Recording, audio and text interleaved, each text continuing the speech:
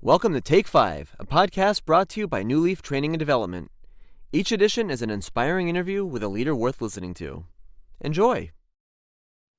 Hey, I'm Paul Butler. I'm one of the client partners at Newleaf Training and Development, and I'm so delighted to be joined today by Edgar Mora, who's a benefits broker.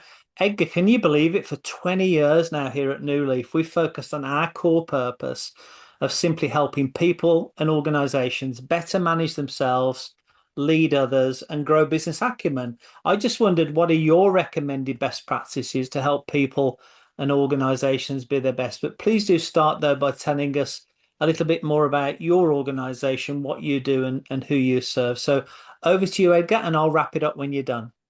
Sounds good. Thank you, Paul. Honestly, I'm a big fan of the work you and the New Leaf team do, so I truly appreciate the invitation to be a part of this. As you mentioned, my name is Edgar Mora, Executive Vice President of Employee Benefits with IMA. We're a national, independent, employee-owned insurance brokerage firm. I myself specialize in employee benefits, so my world includes, but of course is not limited at all to medical, dental, life, disability, pharmacy, compliance, HR technology, but most importantly, the overall employee experience.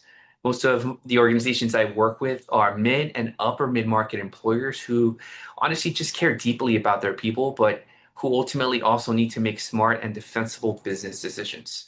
You know, they want competitive benefits, but they also don't want healthcare costs running their entire business. So my role at the end of the day is just to help them find that balance that aligns company culture with their cost objectives, all in a way that supports their long-term success. Now, as far as best practices to help people and organizations be their best, I would probably start with this. First, do not assume you know what employees value. Take the time to ask, to listen, and to understand what actually matters to them. People are usually, one of the largest investments any organization makes. And when you layer in the cost of turnover, recruiting, training, lost productivity, and lost institutional knowledge, it becomes very clear that honestly, retention is not just an HR issue, it's an overall business issue. And where organizations sometimes miss the mark is that they invest in things that sound great on paper, or they're chasing the newest trend without first confirming whether those things are actually meaningful to their employee base.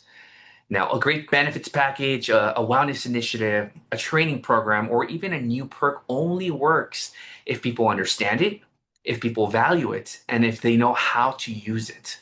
So it's very important to create regular feedback loops. By that, I mean just make the ask. Ask employees what support would make their work and life easier. Ask managers what their teams are struggling with.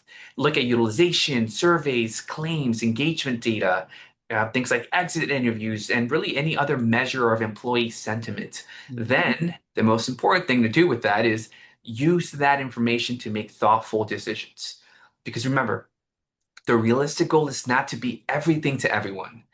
The goal is to be intentional with what you do. Now, second would be to communicate like you actually want people to use the resources that you provide. And I say this with much love because we've all seen it happen. An organization rolls out a great program, sends one email during open enrollment or at its launch, checks that box, and then wonders why nobody used it. The reality is employees are busy. They're raising families. Quick shout out to my beautiful wife and two babies. They're managing stress, dealing with finances, caring for aging parents, navigating healthcare issues, all while trying to perform their duties at work.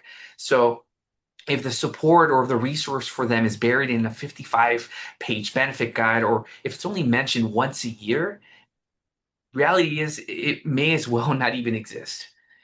This is where I think organizations can really elevate the employee experience.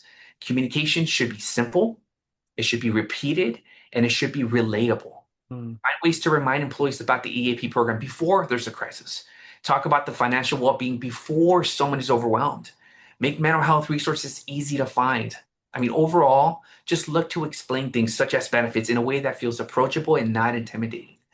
And lastly, build strong partnerships before you need them.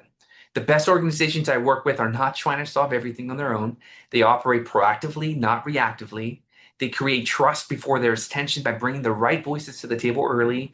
They invite fresh perspective and are really good about asking plenty of questions before decisions become urgent. Because at the end of the day, helping people and organizations be their best is not about finding that one perfect program, that one policy or initiative.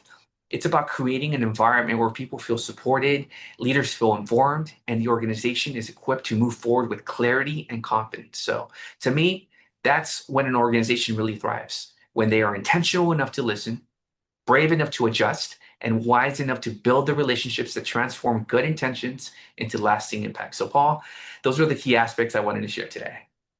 Edgar, that's so clear and so useful and just very, very pragmatic and very, applicable. And I just want to say a big thank you for that, spending that time with us today, Edgar. If I could just a shout out to the subscribers to always keep an eye on the events page on our website for the activities that we have going on throughout the course of the year. Edgar, could I offer you a virtual high five? Absolutely. I'll take as many of those. Edgar, thanks ever so much for taking a few minutes with us. I really appreciate it. Take care, Paul. All right, see you soon. Bye, everyone.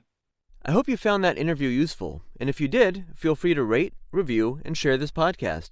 We'll be back next week with another episode, and we also invite you to check out our other weekly podcast, Going the Extra Mile, which is sure to lift your spirit and encourage you in today's working world. Bye for now.